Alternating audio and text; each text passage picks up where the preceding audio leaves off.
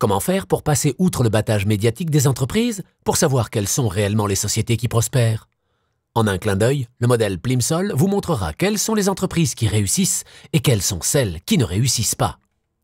Il mesure le succès sur deux aspects, la force commerciale à travers la croissance des ventes et la force financière à travers une série de graphiques structurés. Les entreprises qui prospèrent vraiment sont capables de se développer sans mettre en péril leur force financière.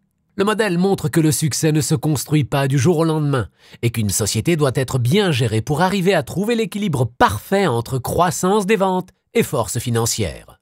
La clé pour comprendre le modèle Plimsoll réside dans les graphiques. Pour simplifier, dans chaque graphique, une ligne croissante est une bonne nouvelle.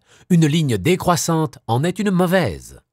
Les deux graphiques les plus importants sont le graphique Plimsoll qui mesure la force financière de l'entreprise et le graphique de la croissance des ventes qui mesure le succès commercial de la société.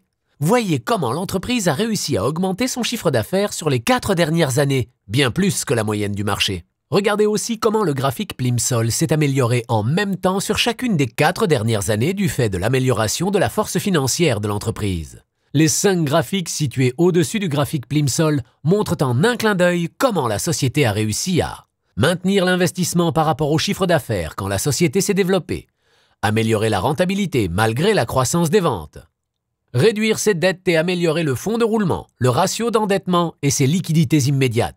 L'étude Plimsoll a essentiellement permis à plus de 20 000 clients d'identifier les entreprises à succès et les concurrents émergents.